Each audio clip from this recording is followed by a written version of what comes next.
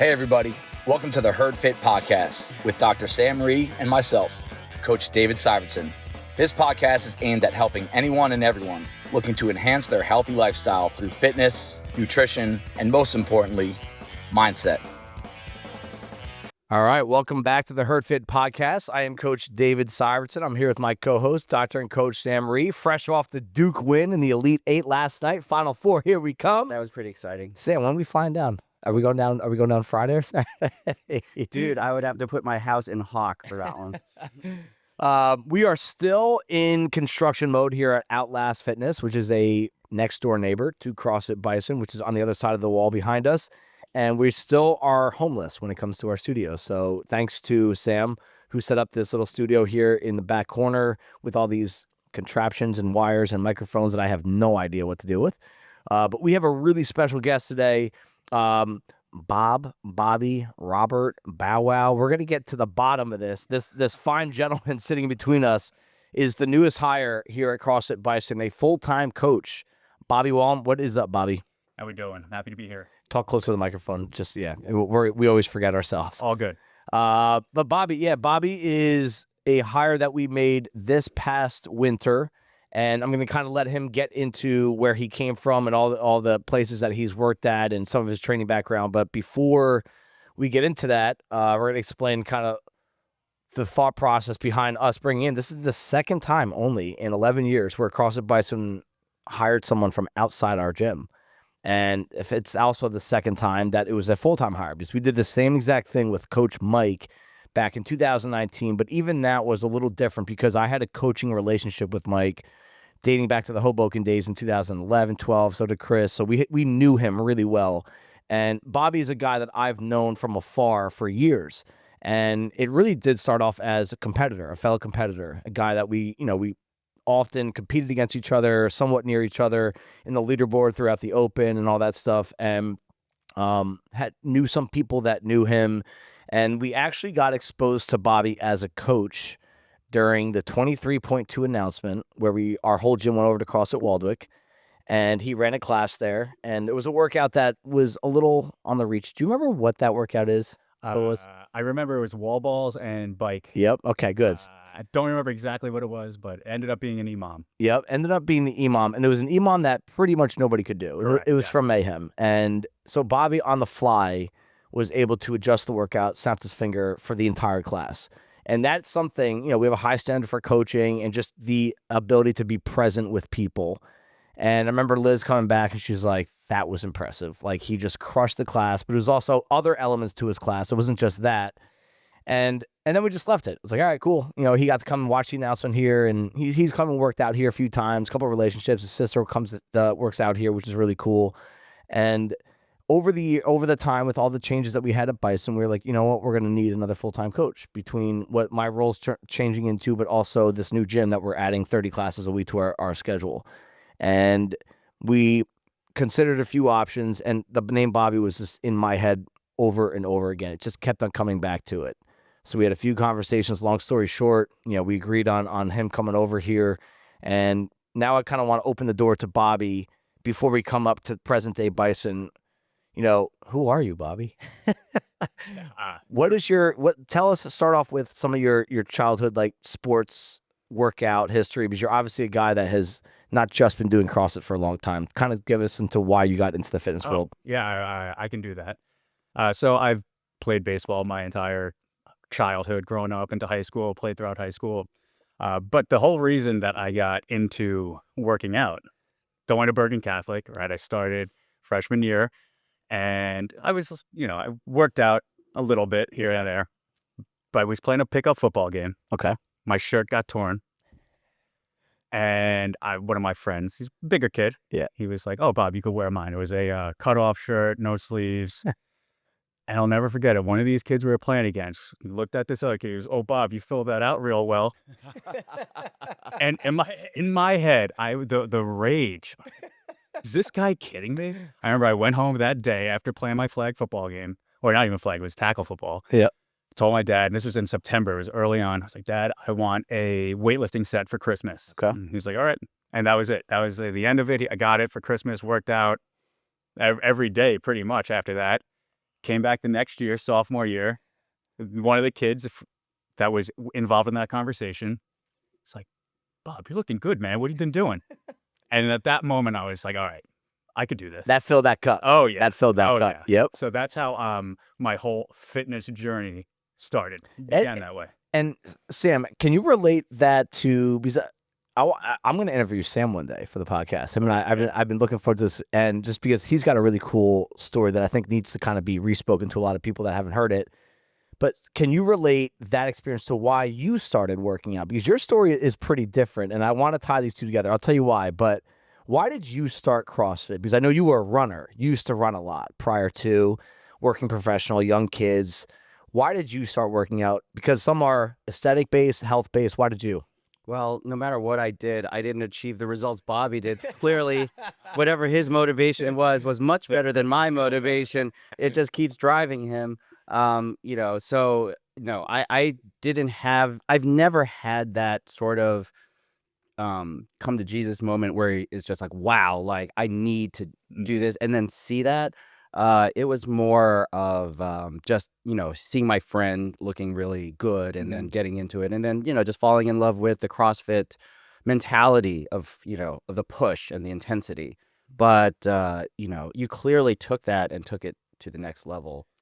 It's funny how we all have certain moments, stories, visuals in our head that sticks with us. Like that's obviously a pretty vivid story in which Bonnie just said. Oh, yeah. And I can recall, and I think a lot of, I don't want to speak for too many other people, but I know a lot of guys that I'm friends with, my brothers, there was a moment where you either feel a certain way about yourself or how you look, right?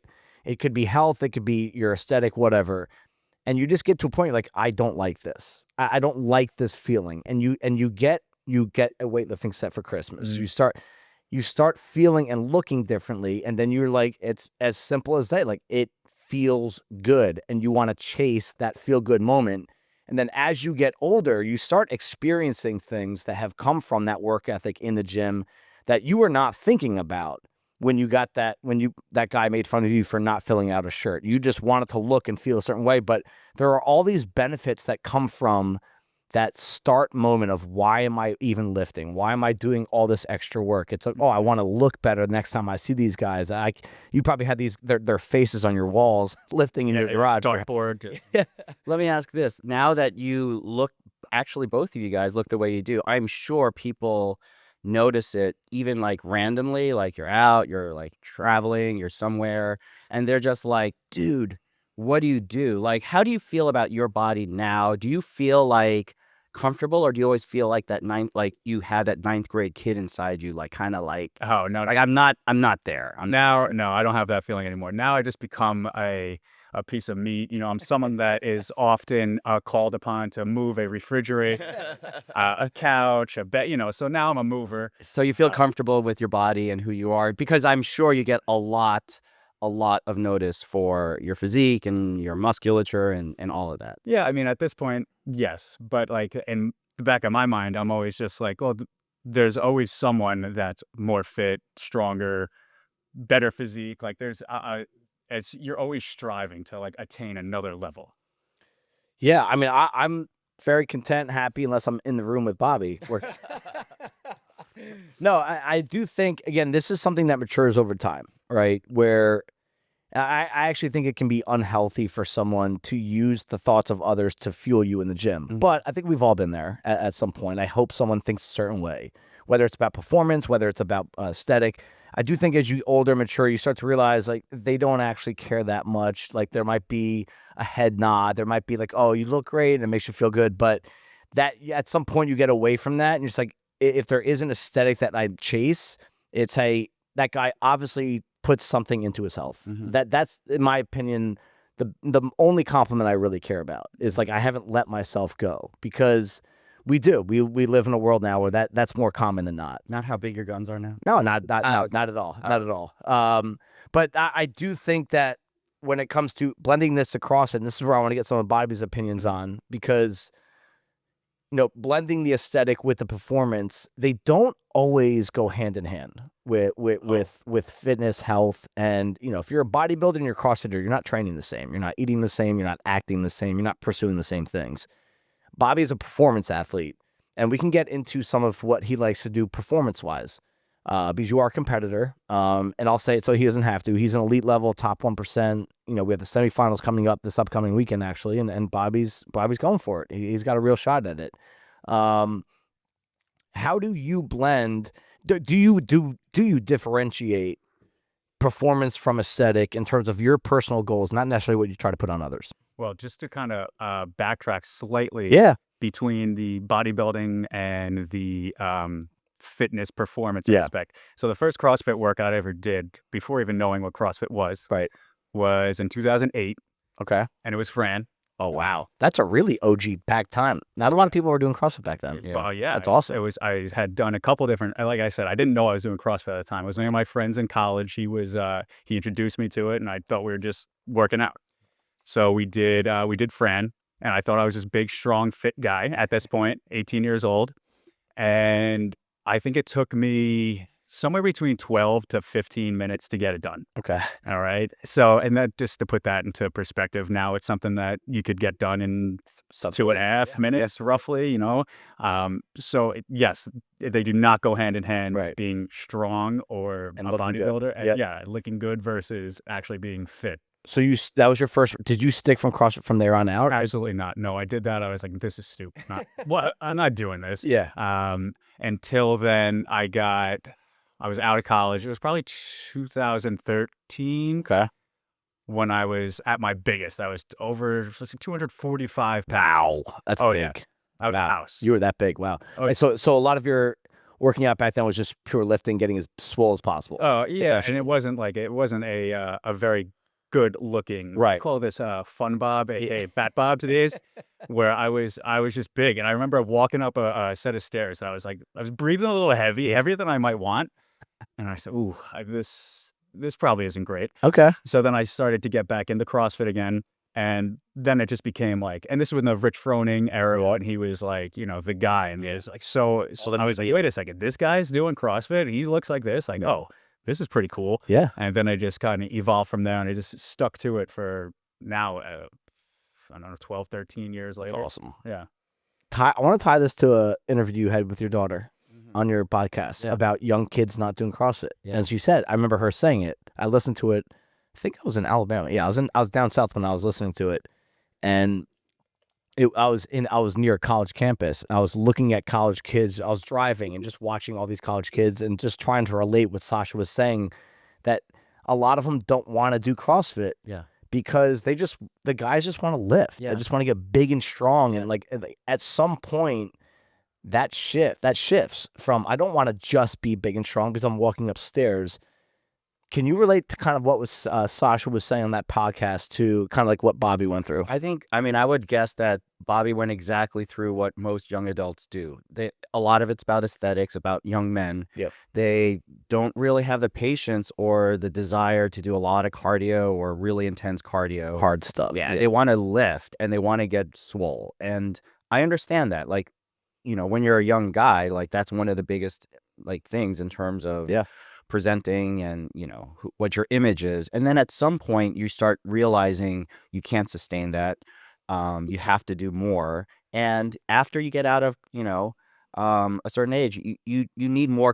If you are a competitive athlete, you're looking for some juice, right? That's where we hear so many of our athletes. They're like, I was really big in high school, I was really big in college, get out, now I'm like, okay, now what do I do? Right. And then CrossFit fills that cup. But I think what's really amazing is, and this is unusual, is that most CrossFitters don't look like Rich Froning. They do not look like Bobby Wallum. To be able to, pair the aesthetics with the performance. You ranked 54th in the Open this year. Worldwide in 35 to 39. Yeah. I mean, that's elite level. You're 211. You're 54. Thanks, Sam. Yeah.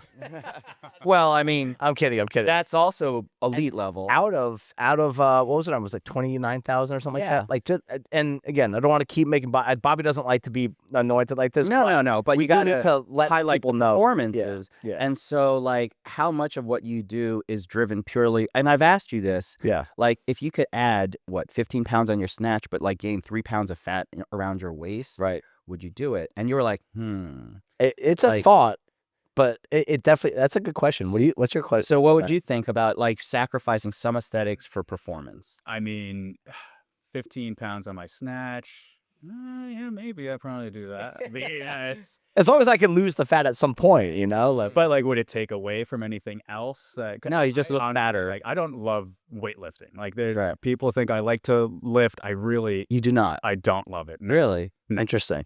Yeah, so it's not like my number one thing. So if that's going to take away from, some gymnastic type stuff, then I don't know. Maybe I might not do it. I don't, I see. now, so you get big and jacked. You're a high school athlete, and then you're like, all right, I want to get to CrossFit. I could still look that certain way and perform a certain way and not breathe heavy up the stairs. At what point did that turn into a desire to coach? Because you've been the athlete, you've been the performer, you were benefiting from all the work you put in. At what point did you want to start coaching? And can you reflect on why you started coaching? So at that point, I wasn't coaching CrossFit. I was coaching at Parisi Speed School. Nice. Yeah, so I was doing like athletic training for the kids. Oh, And I was doing some personal training, one-on-ones for adults, regular personal training. Fairlawn? And I was in Wyckoff at first, Got it. and then we moved to Franklin Lakes. And I was there. Yeah. Okay. So I was doing that for a while. And then like I just loved CrossFit. That was like I started doing it and that was all I was doing. My dad was just like, why don't you get certified in CrossFit? I said, yeah, it's probably a good idea. I'll do that. And I just started coaching a little bit at Great White after the Open there. Okay. Because I just liked doing that type of stuff and I wanted to be around people that liked doing that as well. So, to put yourself in that environment so you can be better in whatever aspect it is, coaching or workout wise, performance wise. And then it just kind of snowballed from there and I was able to continue on and keep growing and I'm here now. Yeah. I mean, that's a pretty typical CrossFit story, right? I start CrossFit, I like it. Hey, I want to be around these people more and start helping them and coaching them. Did you find that it was hard for you to separate your own performance and your own goals from coaching, or did you find it kind of easy to adapt your style to them? I've honestly, looking back at myself when I first started coaching, I was probably a terrible coach. And I don't think any of us were really good coaches to straight that. I was going to say, like, you should look back and think that. Like, even if you were good 5 years ago, you should look back and have that feeling like, maybe I wasn't that good. Like, I could have been much better. And I still feel like that now. Like, I reflect sometimes on my classes, and I'm like, I know when I had a really good one, and I know when I had, like, that could have been a little better here and there.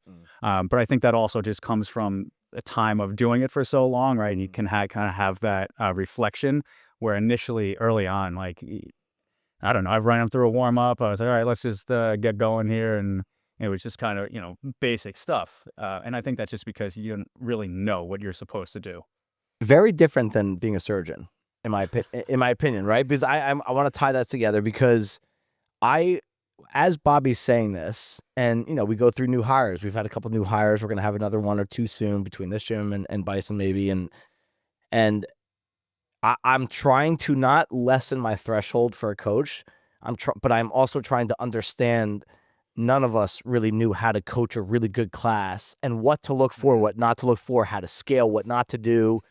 And you don't want to tell people what to do all the time. You kind of want to let them make these mistakes as a coach carefully, right? Like kind of watch over it. But that doesn't apply to all jobs. Like you've done both, right? You started CrossFit coaching. You went through med school. You're a surgeon. Not really a ton of margin for error when you're a surgeon. But however, I have watched Botched, all right, with the failed plastic surgeries of the past. But can you tie those two together at all, Sam? I think the part that resonates the most both sides is if you're teaching. Okay. So, I mean, I did teach for a while, and I would say the wanting people to get better is important. But the other thing is style. So like surgeons have very different styles, and same with coaching. Yep. Like when I first started, I was like, okay, let me try to be like Dave, Right. but I Okay. can't be Dave. And then I noticed all these other coaches like Liz Yeah. and Kayla and everyone else. They all have their different. They're all great Right, coaches, right. really different styles. And I think that was the thing that helped me, or took me a while to figure out, was what was my style. And so I would say, like, I would ask Bobby, like, over time, like, what do you think your style is? It's a good question. I mean, that is a great question. I don't even know if I can give you an answer to that. I don't know that.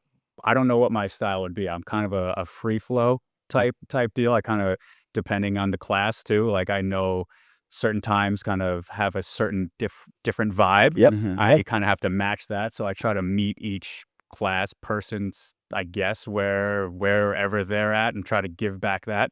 Sometimes, if it's morning, you gotta maybe try to give a little more energy for that 5 a.m. crew just to amp them up a little bit.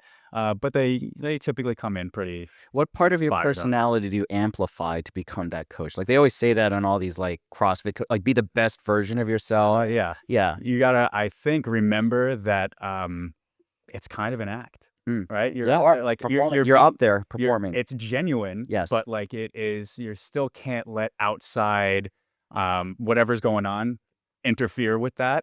So, if you had a bad day or whatever, you can't come in and let that reflect your coaching. You kind of have to put that in the back of your mind, and you're acting a little bit. And even if, it's fake, it's still real. Like you're still giving them a genuine experience, if that makes sense. No, I know exactly what you're saying. Like having a newborn, right? A lot of stuff happens. Bobby had his first beautiful girl congratulations. last fall. Yep. And 5 months. 5 months old. And like Sam, we know, like it's a little further away from you, but I'm very still in it too with Brock, where like there are days it's like you do want to coach, you do want to be here, you love your job, you love the people, but like you're just not there. Because like whether it's sleep, whether it's stress, whether it's sick, all this stuff, you're constantly jumping through hoops to bounce things. But you almost have to shut that switch off when you start coaching. Absolutely, yeah, you disconnect it. And what helps too, though, is the the energy from the people in the room. So like they can help you forget about that too. Absolutely, so it goes both ways. It's not just me, changing them. Sam, have you taken a Bobby class yet? I have. I've taken a couple. What's your initial feedback? Right to his face. Oh yeah. I think when Bobby is careful. So in the morning, these are all very grumpy 5 a.m. old people. And so they're kind of like all looking at this ginormous dude who is like, smiling, like high performer, elite guy. And they're like, okay, what is he going to make us do? Like how, like, I don't know. Is he going to make us do a lot? Like what's going on here? And so they're kind of measuring him. And then Bobby's kind of measuring them. Like, who are like, what is this crew here? Like they're kind of like very cliquey and whatever. And so the first couple classes have been great. I would say they are, like I said, everyone's sort of sizing each other up. I think anytime you start a new place with new people, it just takes a little bit of time. Absolutely. Yeah. I would say Bobby is a young guy. Like he's like in the realm of things. Being over 35 is funny when you say that's young. Yeah. But like, like when you're 45 or 50, like, we want pretty easygoing stuff. And so I think you've adjusted a little bit. Like you're doing a little more mobility. Like you're not making us do like 500 different reps for different things. Like, and I might still though. I mean, it depends. It depends on the workout. And it's so funny because I actually just dropped in on a class in Chapel Hill when I visited Sasha, and they're pretty old school. Like they made us run, like it was a 2,400 meter run to open. I saw that workout. So the warm up was 3 freaking 200 meter runs plus all this other stuff. And I was like, oh my God, if we did this at Bison, they would shoot the coach. If you made them run 3 200, they would say no. But they'd just be like, what are you talking about? Like one is enough. But I did it. And then when I did the 2,400, I felt better. Yeah. Like exactly, and so I think some of it is going to have to be a little give from the classes. Absolutely. And a little buy-in. Like, listen, we're used to this person's style, but we gotta buy in a little bit. So I would actually push the morning classes to buy in a little bit, because honestly, like pushing us a little bit. And I would also advise you not to necessarily like change too much of your I style. don't plan on Yeah. too much of So and then, just see, maybe, round off some of the edges for both of us, the classes and Bobby. And I think that, we'll find a really awesome sort of mix. Yeah. And I think that, like you said, coming in brand new, meeting all these people, it's definitely a learning experience between both sides. But yeah, as you said, some warm-ups, they might be holding onto the bar for an extended period of time. Those are tough. Those are Yeah, tough. But you know what it does? It makes people, you should be hook gripping. Well, it absolutely should be hook gripping. It gets you warmed up holding those positions. And like it's for a reason, right? I'm watching as you're holding those positions. If you can't hold this position for 10 seconds, that's a problem. We probably need to work on that a little bit more. So it's not just for, for show or for fun. While it is a fun for me, it's not just for no reason. So like I do have a purpose behind it. But that being said, like I know mobility is important as well, especially, particular days. So we will mobilize a little bit more of those days. So yeah, in terms of my thought process behind it, like there is something. It's not just randomized. Yeah, a thoughtful coach is a good coach. And even if you don't always agree with how they think, like it's still like that's like a prerequisite to be a good coach. And like Sam said, there's a little bit of give on both sides. But at the end of the day, like I know the Bison community, it's an amazing group of people. And Bobby and I had a lot of conversations leading up to, and I love our coaches. And I immediately had like a connection with Bobby, just how we think about philosophy of coaching and like something as simple as a handstand pushup. What's our thought on handstand pushups? Like we talked about programming and like kind of finish each other's sentences type. And the best compliment someone gave me, I did do some background work on Bobby without him knowing, just asked some people about him. And someone said, he goes like, Bobby, all that she said, it was a simple line. She goes, Bobby is exactly what a Bison guy is.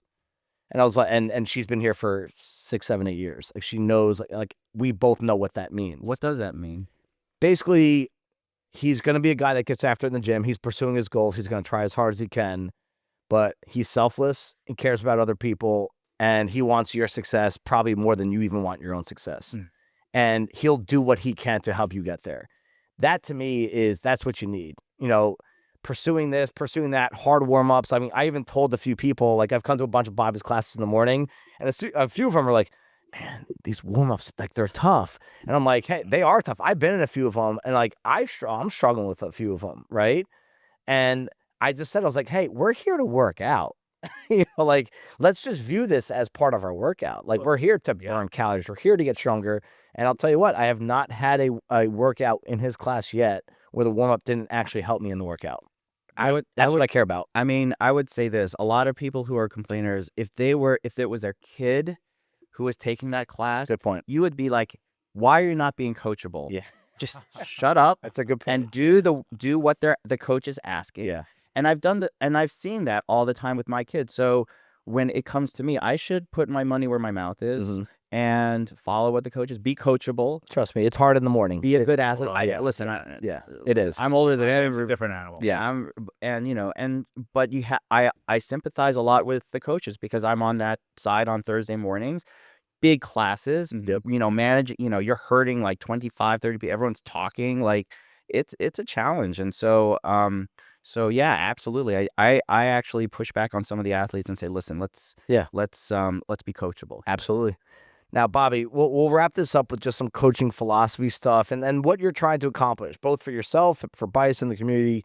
What are some things because this is a very performance heavy gym, right? And we have a lot of people that are going after goals, but you also have the majority of the people are here just to work out. So when I say it's a performance gym, that does not mean the majority. I would say it's just more than the average gym. Most of our members here they want to work out, they want to be healthy, they want to be safe. Where has your mindset shifted about CrossFit methodology and programming in general in relation to an athlete or a group of athletes that you coach? Hey, if you're actually here for health, X, Y, Z, if you're here for performance, A, B, C.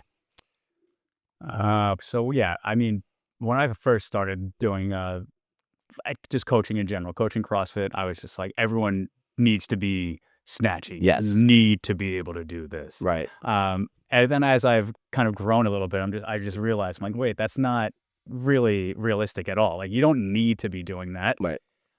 So if you don't necessarily want to for whatever reason, like, all right, we'll find you something to do, but you have to work. Yeah, And so as long as you're getting your work in, whatever that might be, whether it resembles exactly the RX prescription of the workout, or if it's everything's modified, Right.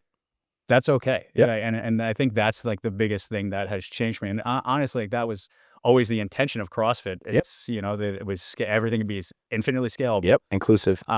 So I don't know where like I got this mindset that like you had to do this, because it never really should have been that way. But Probably some thoughts that we had on ourselves that Yeah, I thought maybe. I have to snatch, I have to pistol, I have to handstand push up. So they do too. yeah, it could be as simple as that. And that's where some of the experience comes in. We said, like, I'd rather a coach kind of learn that through experience than us tell them what to do. And yeah, sometimes there are mistakes that I made in that quest. So compared to your previous gym that you were coaching at, Mhm. characterize Bison in terms of any differences or similarities between the group that you were coaching then, Mhm. the groups you're coaching now. So definitely bigger group in general. But in terms of like competitiveness, like this gym definitely has more athletes that want to like compete. We definitely had some at Hudson River.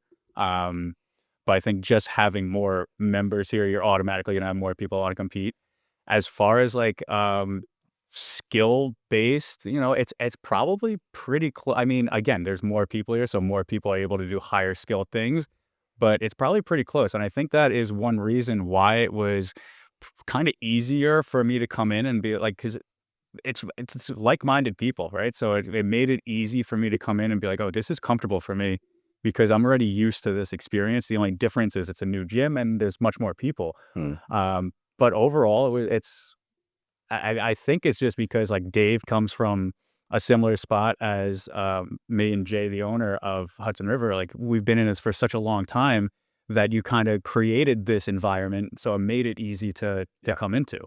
So don't hold back here. What do you think we as coaches and the members can do better in terms of growing? Like, as an outsider, you have a very fresh perspective. So you could tell us honestly, like, what is it that we could do to improve both as members and as coaches? Well, I mean, I think you guys are doing a pretty good job overall. I mean, you've got over 300 members, right? You've got nearly the most signups to the CrossFit Open in the world, Yep. right? So to get it to number one, how do you get there? I think maybe, it's a really tough question, something I would have to think about a little bit. I think you guys do a great job of programming, coaching overall, but to get you to the next level, how? I'm not sure. I'm not sure I have that answer right off the top of my head. It's gonna be teamwork. I think that's like the number one thing. And I think as Bobby gets more comfortable here, I bet some more answers will become more clear to you, because it's still been a couple months. It hasn't been that long. Really been not even 4 weeks, I guess. Yeah. So yeah, I don't have an answer for you right now, Sam, but I'll come back on here in a month and Yeah. Rip us apart. let you know. Dave sucks. But here's an equally tough question. I think you will be able to answer this one, because we have Bobby kind of maneuvering in and out of a couple different things, and we'll announce them when the time is appropriate. But you have been very used to kind of programming for the gym, right? And kind of mapping out and kind of creating your own schedule, not creating your own schedule, but having a very kind of regimented thing. It is a little different here, and we are trying to finagle things to make as many people as happy, as comfortable as possible, which is an impossible task to make everyone happy, we know. But you went from being like the kind of the head coach, the number one guy, the programmer. Is it hard for you to relinquish some of that? At first, I thought it would be a little bit, but it's kind of it's a little like freeing. I was gonna say, yeah. Oh, almost, yeah, because it's like, okay, this is not. I could blame Dave if I want. Like, this isn't my. We deal so this and don't blame me. That's right. Yeah. So hey, that's kind of hands free. So no, I thought at first though it'd be a little bit. Yeah. But it's been fine. It's really, honestly, it's been great. Yeah, I've been loving every second of it. So that helps that we're also aligned a lot with a lot of programming stuff too. For sure. Like if we were doing really weird stuff here that you just had never done before or don't agree with, I would question it. then we would but question it. No, it seems like, again, like I said, we're very like similar A lot, yeah. and a lot of this stuff. So it hasn't been like a big difference. Yeah. Okay. Cool. Last thing is, if you have a group of Bison members sitting in front of you right now, and I'm big on just proving yourself through action and time than words, right? Words only mean so much to me. It's all actions and time. But if there is one thing that you want Bison members especially, to just know who you are as a coach, as a person, and what you're really trying to do here. Because there's a lot. Part of the reason we have this podcast, Sam, for me personally, is like you want to express what you truly feel about things that you don't have time to at the whiteboard. Like I want people to know this about me and us, so that example. I had someone text me yesterday, ask me if I'm leaving Bison. Why would they ask that? Just it's Bobby's coming on. I haven't coached much the past 2 weeks because we're building this gym that we're in this room right now, and I was like, holy cow! Like I'm more invested than I've ever been. But I bring that up because this podcast gives us an opportunity to really like just talk about things that we can't talk about the whiteboard. Sure. So Bobby, is there anything that you would just want members of the community to know, like before they start taking more of your classes and we go, we're really going for it over this next year? And what's something that you just kind of like your baseline, your North Star, you want people to know about you? I guess something that you kind of touched on is how I want like the best for people, right? There might be times where I'm pushing, it might seem like I'm pushing you, and that's typically because I can see that you can maybe do something that you might not realize you can, and either you can receive that well, or if you're just like, Bob, I'm okay with where I am right now, you can let me know that, right? Might be an example would be snatching, right? For instance, if I come over, I'm like, hey, maybe you could try this XYZ, and you don't really care about snatching, which I know there people are out there. Yep. You can tell me like, I'm just gonna do this because I don't really want to snatch. I'll say okay, and I'll move right along because I get it. Yep. That's so, important. Yeah. So that's definitely one thing. But yeah, if I seem like I'm pushing you a little bit, it's because I see something that I think you can be better, and I'm always going to want you to get better. That's awesome.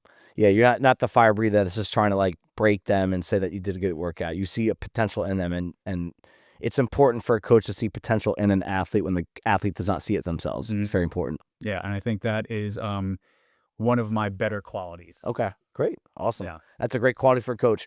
All right, thank you guys. This is Bobby, Bob, Bow Wow, whatever you want to call him. We're going to have him on for another episode next week, but that's kind of the introduction to him, and hopefully helps you guys get to know him a little bit better, because you are going to be seeing a lot of him in the future. All right, thank you guys. We'll see you next week. Thank you, everybody, for taking the time out of your day to listen to the Herd Fit podcast. Be on the lookout for next week's episode.